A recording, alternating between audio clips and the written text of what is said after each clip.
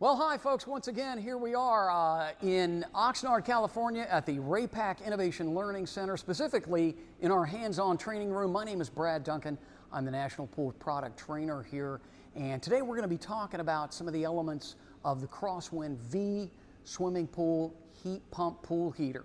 All right. Now, one of the things that will come with the deluxe model, if you get the heat cool model, which is the deluxe, will be a spring-loaded bypass. Now, this gives you a little bit of a buffer for if you're, sending too much water to the heater. All right.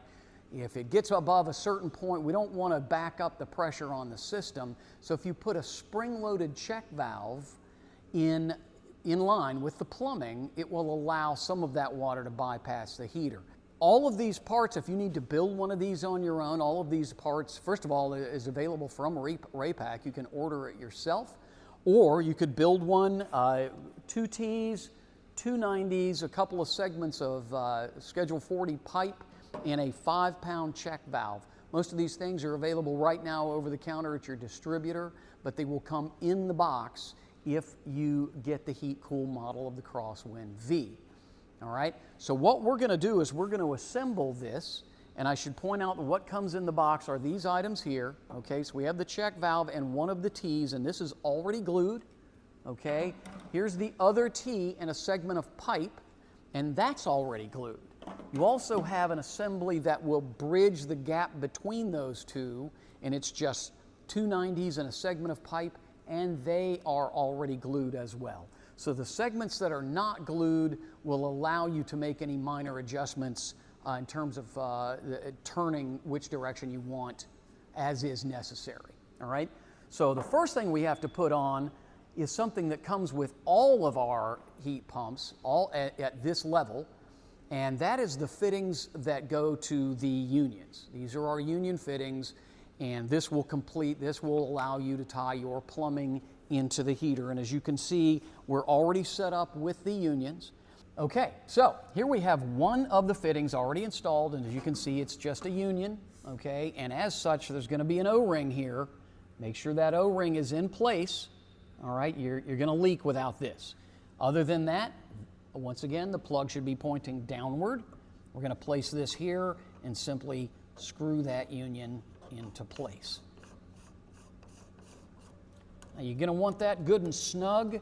You won't necessarily need to use a tool, but it's not impossible. It may be something that you might need to do. Usually if you get that as tight as you can by hand, it'll do the job and you won't leak.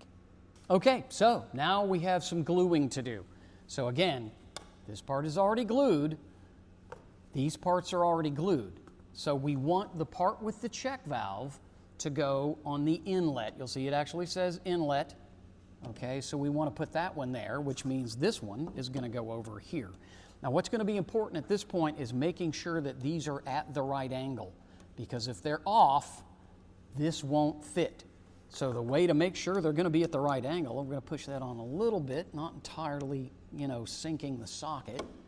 And we're going to line this up to make sure that that will fit. So now I know at this point that these 2 T's are at the right angle. So what I'm going to do is I'm going to put a little mark on both the fitting and the pipe that indicates where they should live. Now when I sink that in, the pipe, the marks on the pipe are going to disappear. They're going to go inside the socket, so you won't see those. Now if you should get it off by a little bit, that's okay. We can actually adjust at the unions. We don't want to twist too much at the unions because we want these plugs to be facing down as much as possible. But this should allow me to take off this bridge assembly, okay, and now I can glue these on. Well, there you have it, folks. Not my prettiest job. I've done better work, but might be a little rusty. But it's going to function just fine. I have every confidence in this. I have no doubt that we're going to have a full function on this without any problems. If it gets a little ugly on you, a can of spray paint goes a long way. All right. But what's going to happen here is if we're pumping too much water in here, it will create enough pressure to open this spring-loaded valve and allow some of that water to just bypass and go right back to the pool.